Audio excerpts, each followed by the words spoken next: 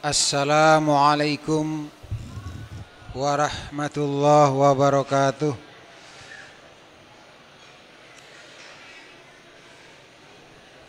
Innal hamdalillah nahmaduhu wa nasta'inuhu wa nastaghfiruh wa na'udzu billahi min shururi anfusina wa min sayyiati a'malina. May yahdihillahu fala mudilla lahu wa may yudlil fala hadiya lahu wa asyhadu an la ilaha illallah wahdahu la syarika lah wa asyhadu anna Muhammadan abduhu wa rasuluhu sallallahu alaihi wa ala alihi wa sahbihi wa sallama tasliman mazida, amma ba'd.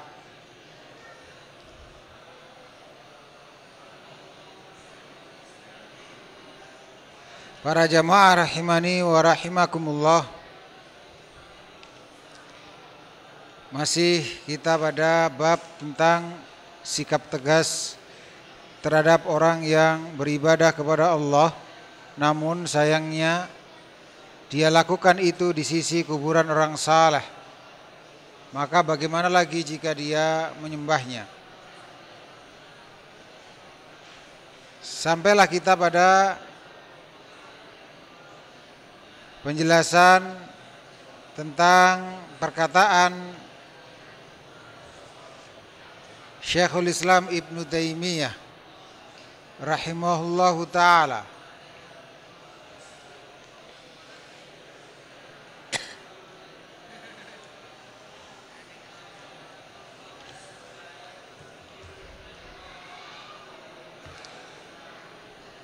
Dimulai dari faqad naha anhu fi akhiri hayatihi. Ini adalah perkataan Syekhul Islam Ibnu Taimiyah rahimahullahu ta'ala rahmatan wasi'ah, menjelaskan tentang makna yang dikandung oleh beberapa hadis yang telah berlalu penyebutannya dalam bab ini pula. Kata beliau, faqad naha anhu fi akhiri hayatihi. Rasulullah sallallahu alaihi wasallam telah melarang di akhir hayat beliau darinya, yaitu maksudnya dari menjadikan kuburan sebagai tempat ibadah.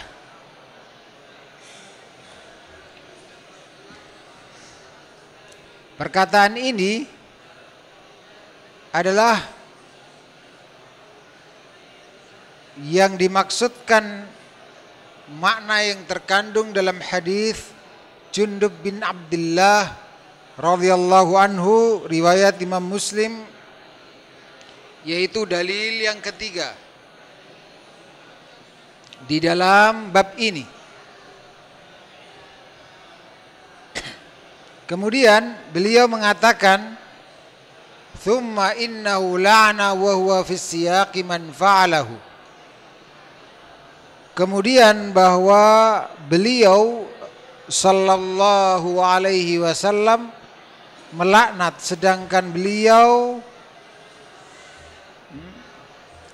wa huwa fi siyaqi man fa'alahu, yaitu laknat tersebut, saya ulangi, kemudian beliau melaknat dan laknat tersebut tertuju kepada orang yang melakukannya, yaitu yang dimaksud di sini adalah hadis Aisyah radhiyallahu anha yang diriwayatkan oleh Imam Al-Bukhari dan Al-Imam Muslim rahimahumullah pada dalil yang kedua dalam bab ini.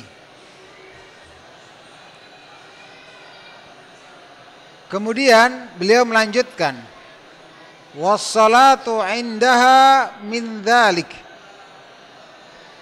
dan melakukan sholat di sisi kuburan orang saleh termasuk hal itu, yaitu termasuk perbuatan yang terlarang, yaitu menjadikan kuburan sebagai tempat ibadah. Itu maksud hal itu dalam perkataan Syekhul Islam Ibnu Taimiyah rahimahullahu ta'ala tersebut. Wa illam yubna masjidun, meskipun tidak dibangun di situ sebuah masjid. Maksudnya bagaimana? Bahwa sekedar sholat di sisi kuburan orang saleh itu sudah termasuk menjadikan kuburan, sekedar sholat di sisi kuburan orang saleh itu sudah termasuk perbuatan menjadikan kuburan sebagai tempat ibadah yang pelakunya terlaknat meskipun tidak dibangun masjid pada kuburan tersebut. Wa huwa makna qauliha, dan ini adalah makna ucapannya. Maksudnya ucapannya adalah ucapan Aisyah radhiyallahu anha tatkala menyebutkan alasan mengapa Rasulullah sallallahu alaihi wasallam dimakamkan di rumah beliau.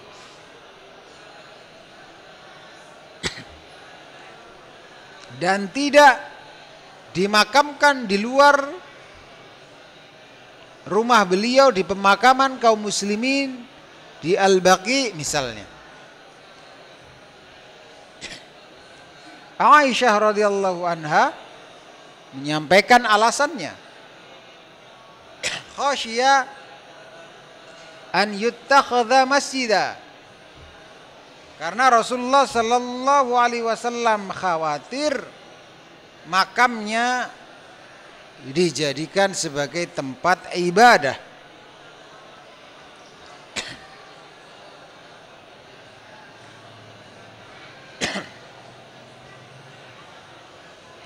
Kemudian para jamaah rahimani wa rahimakumullah,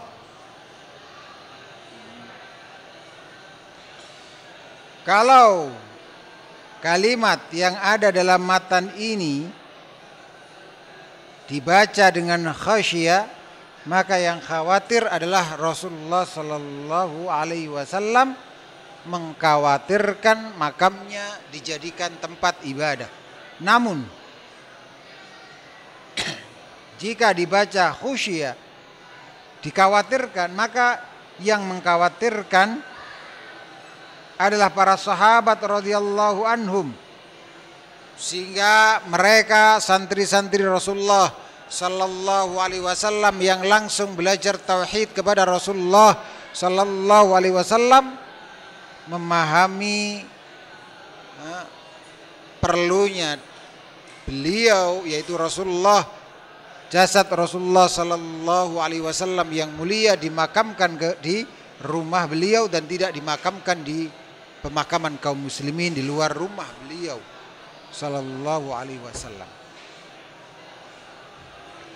Fa inna sahabah, karena sesungguhnya sahabat, lam yakunu liyabnu haula qabrihi masjidah.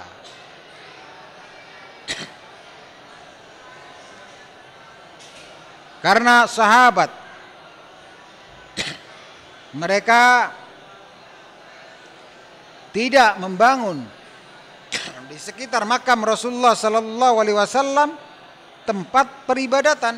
Mengapa? Karena mereka mengetahui demikian tegasnya Rasulullah sallallahu alaihi wasallam melarang hal itu, melaknat orang yang melakukannya. Sehingga yang dimaksud perkara yang terlarang di sini adalah menunaikan ibadah sholat di sekitar makam orang saleh. Para jamaah rahimani wa rahimakumullah, itu salah satu kandungan menjadikan makam orang saleh sebagai tempat ibadah. Itulah yang larangan yang dimaksud, salah satu maksudnya. Makna perkara yang terlarang adalah sholat di sisi makam orang saleh karena meyakini di situ lebih afdal, di situ lebih diberkahi, di situ lebih ganjarannya lebih besar. Kemudian perkataan Syekhul Islam Ibnu Taimiyah rahimahullahu taala, kullu mawdi'in yusalla fihi yusamma masjidah.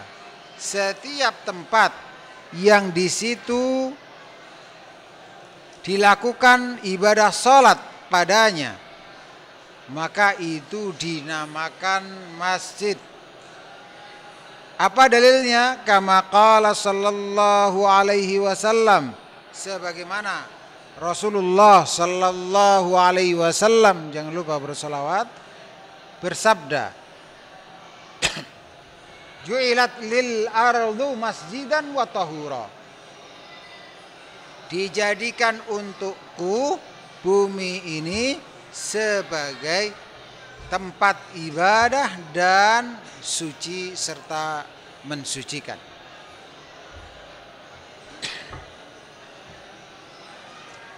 Dalam hadis ini Rasulullah sallallahu alaihi wasallam menyebut bumi sebagai masjid yang seseorang boleh sholat pada setiap bumi ini, di setiap permukaan bumi ini, kecuali yang dikecualikan dalam dalil. Maka ini menunjukkan bahwa menjadikan kuburan sebagai masjid itu maksudnya bukan sebatas seseorang membangun masjid pada kuburan kemudian sholat di dalamnya. Harus ada masjidnya, harus ada bangunan masjidnya, enggak. Memang itu bagian maknanya, bagian perkara yang terlarang, tapi sebatas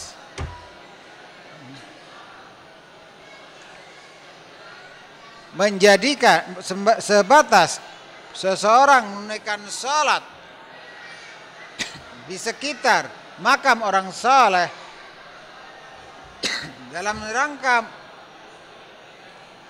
ngalap berkah, meyakini afdhaliyahnya di situ, maka ini termasuk bagian menjadikan kuburan sebagai tempat ibadah atau yang dinamakan dengan masjid.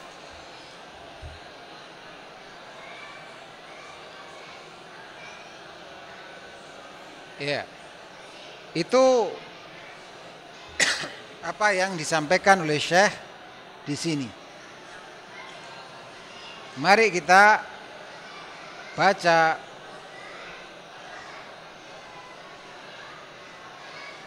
perkataan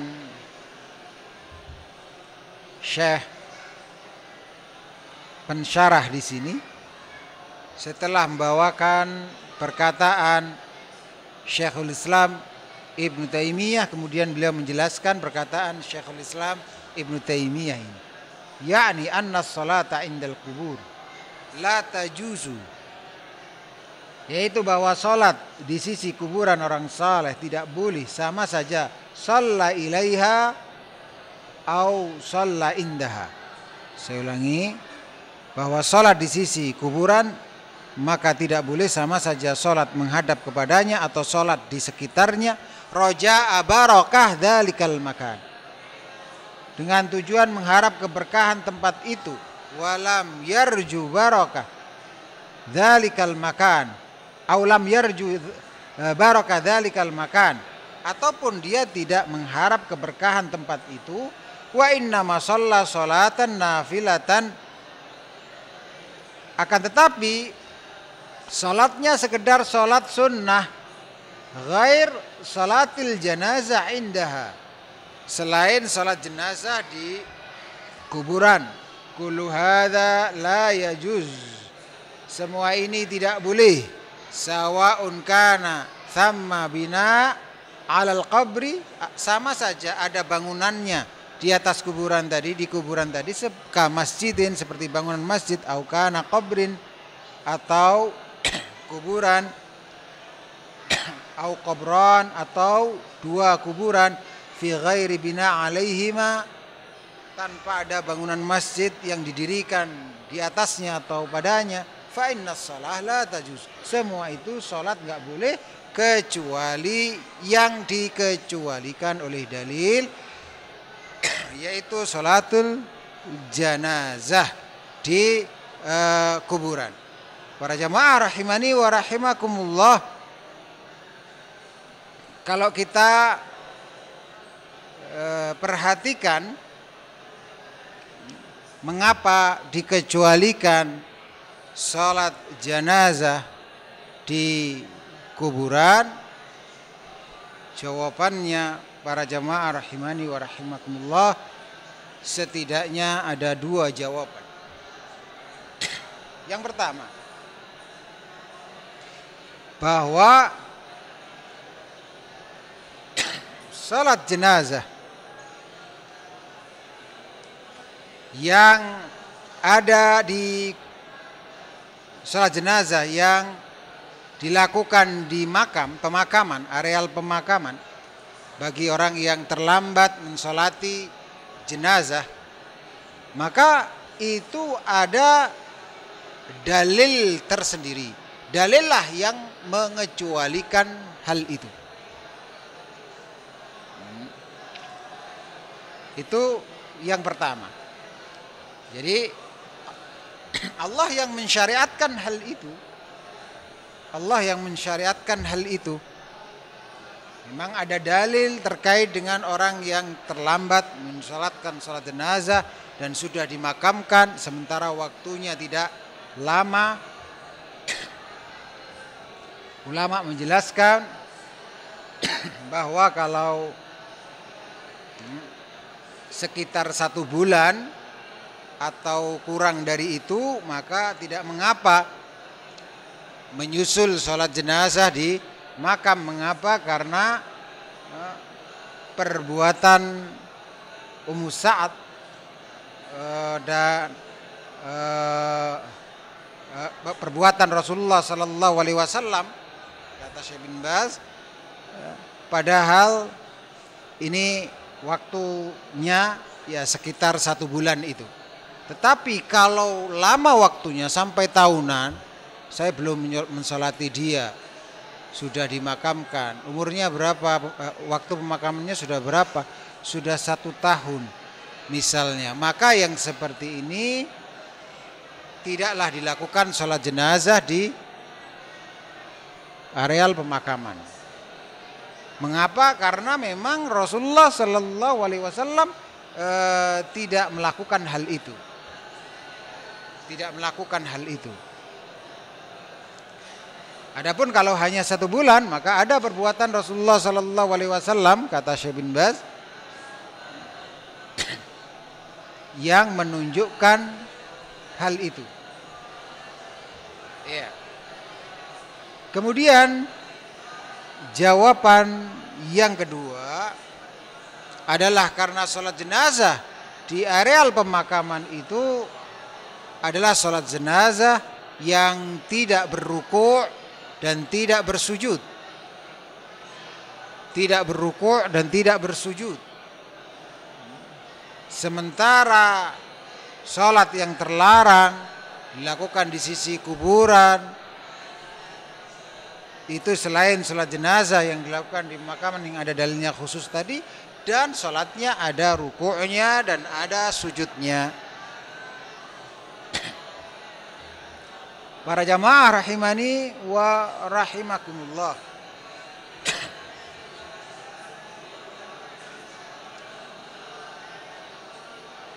kemudian kelanjutannya, walihada jaa fis sahihi anna an-nabiyya sallallahu alaihi salatu wassalam qal. Oleh karena itu ada dalam hadis yang sahih bahwa Nabi alaihi salatu wassalam bersabda, ij'alu min salatikum fi buyutikum wa la taj'aluha qubura. Lakukan salat kalian di rumah-rumah kalian. Dan janganlah kalian menjadikan rumah kalian itu sebagai kuburan.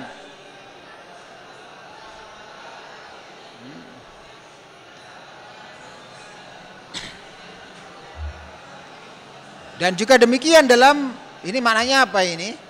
Maknanya bahwa kuburan itu ciri khasnya terisaratkan dalam sabda Rasulullah sallallahu alaihi wasallam ini tidak digunakan untuk sholat, karena dilarang menjadikan rumah itu sebagai kuburan yang tidak dilakukan sholat padanya. Tentu maksudnya ini adalah bagi laki-laki yang balik, seorang muslim yang balik, ya sholat sunnah ataupun salat wajib ketika ada udzur dari menunaikan salat berjamaah. Wa fil Bukhari aidan mu'allikan min kalam Umar radhiyallahu anhu annahu ra'a unasan yusalli 'inda qabrin faqala lahu al-qabra al-qabra.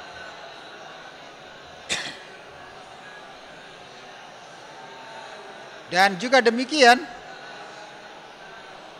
di dalam riwayat Al-Bukhari juga yang diriwayatkan ini sepertinya maksudnya adalah mu'allaqan, diriwayatkan secara mu'allaq min kalam Umar radhiyallahu an, dari ucapan Umar radhiyallahu an ketika beliau melihat orang yang sholat di sisi kuburan.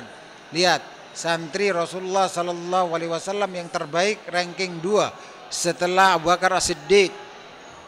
Karena para sahabat sepakat yang terbaik di antara para sahabat adalah yang pertama, ranking pertama Abu Bakar As-Siddiq, kemudian Umar.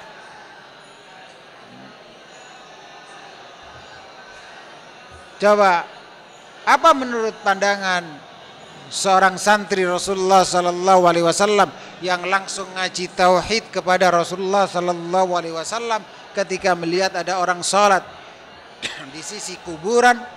Faqala lahu, Umar radhiyallahu anhu mengatakan kepadanya, al-qabra al-qabra, maksudnya yakni ihdaril qabra, hati-hatilah dengan kuburan, hati-hatilah dengan kuburan. Apa maksudnya ini? Wa hadha yadullu ala anna salata 'indal qubur la tajuz.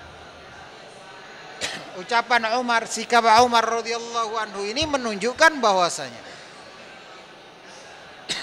salat di sisi kuburan itu tidak boleh.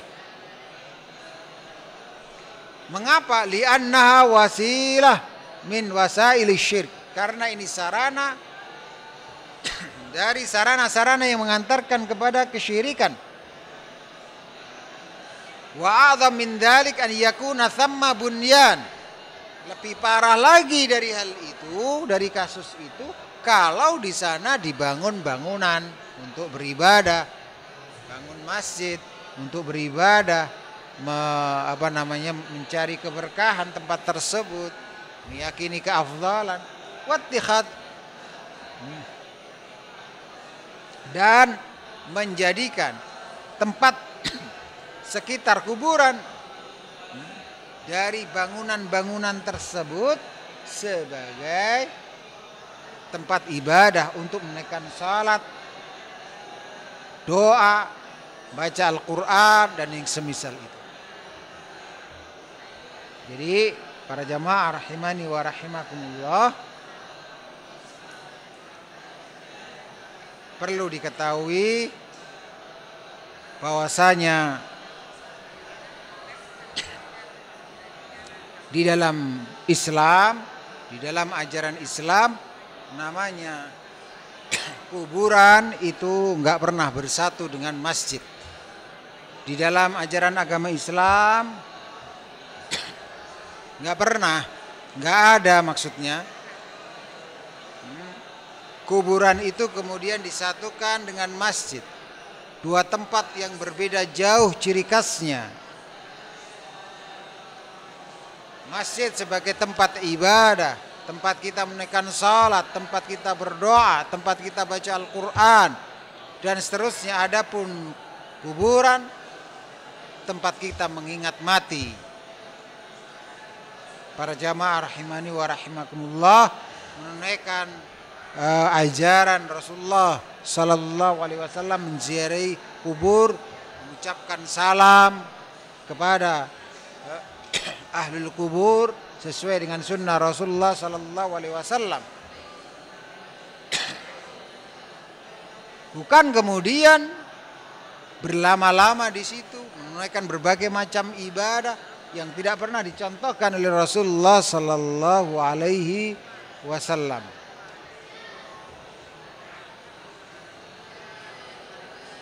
Wa huwa ma'na qawliha khasya an yattakhidha masjidah.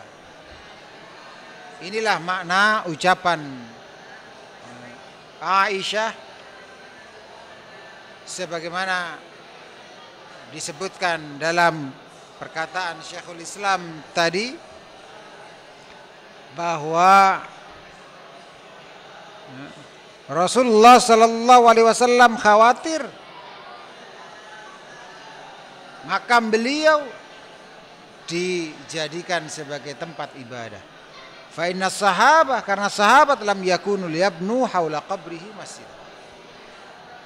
Karena sahabat tidaklah pernah membangun di sekeliling makam beliau sebagai satu tempat untuk ibadah. Wa kullu mawdi'in qusidatis salatu fihi faqad ittakhadha masjidah.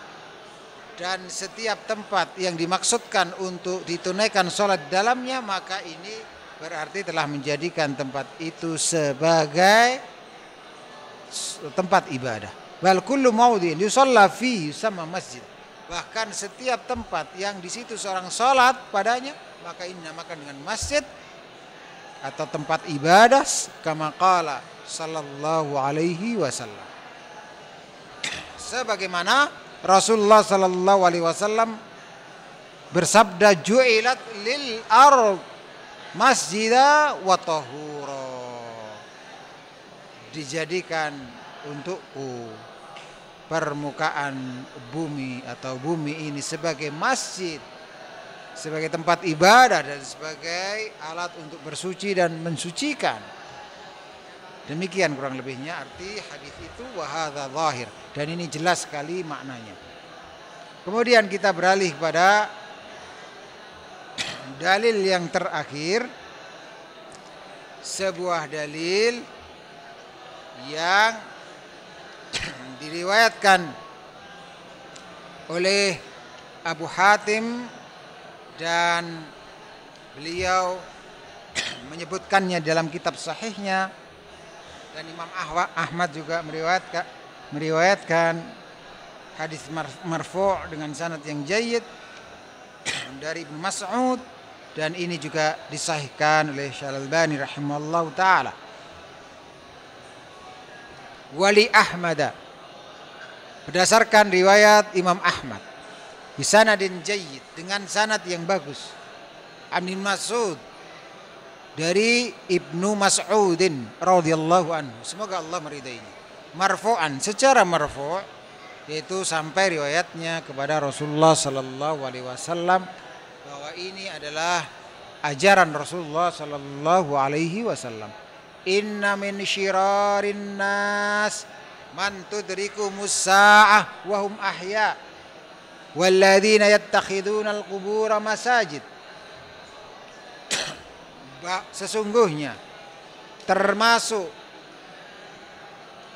orang yang paling banyak keburukannya, karena syirar ini jamak dari syar, sementara syar ini isim tafdhil, yaitu kata yang mengandung penyangatan. Sesungguhnya termasuk orang yang paling banyak keburukannya adalah man tudrikuhumus sa'ah wa hum ahya. Orang yang mereka ini mengalami peristiwa kiamat besar sedangkan mereka dalam keadaan hidup, mendapatkan kiamat besar sementara mereka dalam keadaan hidup. Artinya saat kiamat besar terjadi mereka itu hidup.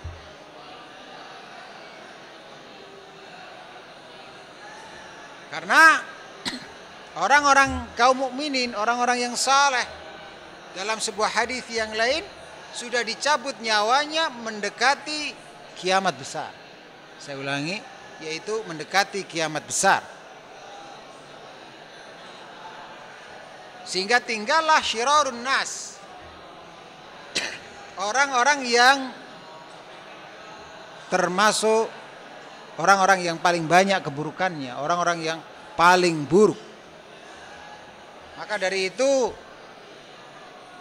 janganlah kecintaan orang terhadap hidup di dunia, terhadap umur panjang, kemudian sampai membawanya kepada berdoa tanpa memikirkan, tanpa ilmu tentang konten doa umur panjang tadi. Dia berdoa, berilah ya Allah, berilah umur panjang sampai kiamat besar.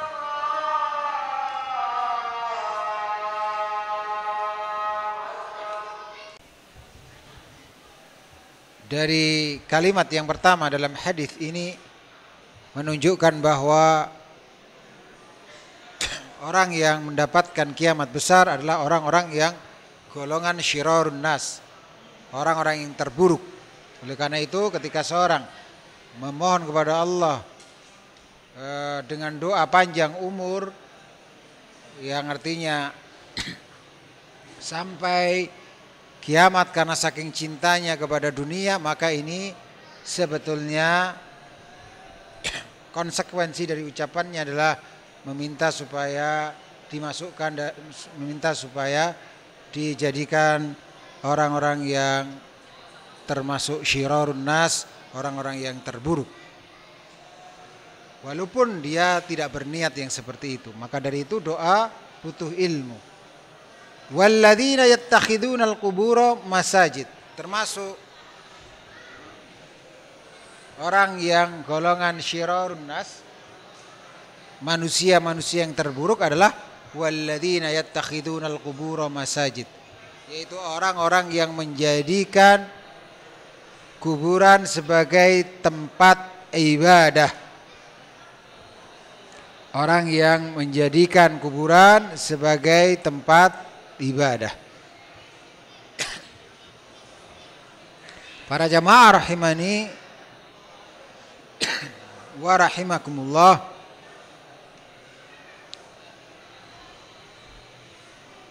dari sini insyaallah pada pertemuan yang akan datang kita akan selesaikan hadis yang paling akhir ini penjelasannya, dan kita akan tutup insyaallah penjelasan bab yang ke-20 tersebut, 20 ini, karena ini sudah hadis yang terakhir atau dalil yang terakhir. Kita akan tutup nantinya insyaallah pada pertemuan yang akan datang dengan penjelasan seputar bagaimana maksud sholat yang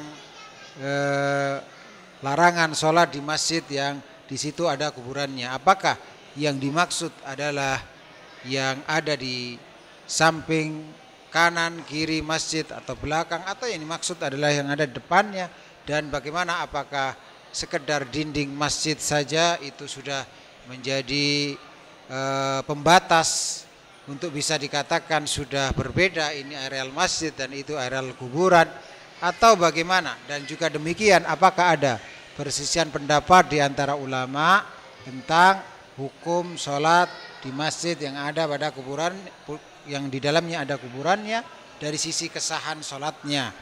Ini perlu kita ketahui agar kita bisa bersikap yang sesuai dengan ilmu syar'i. Ketika sebuah permasalahan itu permasalahan yang memang terjadi perselisihan pendapat di antara imam-imam besar Ahlus Sunnah wal Jamaah, Imam Malik, Imam Syafi'i, Imam Ahmad, Imam Abu Hanifah, tentunya permasalahan fikih terkait dengan kesahan sholat, bukan permasalahan yang intinya pada masalah akidah, meski ada sisi lainnya berupa menutup sarana yang mengantarkan kepada kesyirikan, namun perlu dibedakan masalah yang terkait dengan fikih yang para imam-imam Ahlussunnah wal Jamaah berpendapat di dalamnya, dengan permasalahan yang memang itu murni masalah akidah. Demikian yang bisa saya sampaikan, dan sebagaimana penjelasan para ulama bahwa masalah akidah ini adalah masalah yang seandainya masalah yang masalah yang tidak ada perselisihan pendapat di dalamnya, akidah sebagai dasar bagi umat Islam meyakini, atau dasar-dasar yang terkait dengan dasar-dasar Islam, maka tidak ada perselisihan pendapat di dalamnya. Dan yang terjadi perselisihan pendapat dalamnya adalah permasalahan-permasalahan fikih yang ma'ruf di dalam kitab-kitab fikih. Di antaranya adalah tentang perselisihan pendapat ulama tentang kesahan salat terkait dengan kondisi tertentu. Demikian yang bisa saya sampaikan. Insyaallah pada pertemuan yang akan datang kita akan lanjutkan. Wassallallahu wasallama wa baraka ala nabiyyina Muhammad. Assalamualaikum warahmatullahi wabarakatuh.